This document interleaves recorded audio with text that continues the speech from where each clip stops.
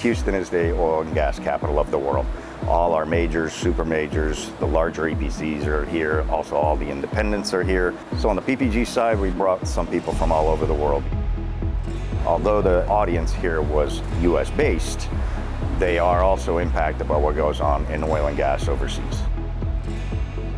So in the past 2 days, we did a full workshop for customers that included both oil and gas owners and EPCs.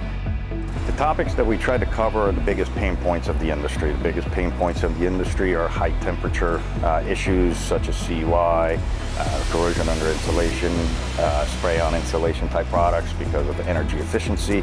Other topics that we covered are PITT-CHAR NX for safety purposes, fire protection with the passive fire protection products.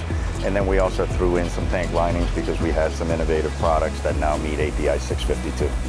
So we brought all our experts in that could actually not only demonstrate the value that these products bring to the table, but if there were further questions, they could actually go in depth into the questions that the customers had. Now, why are they meshing it? So what happens with PFP, when intumescent chars, it always chars, like I said, perpendicular from its surface, yeah?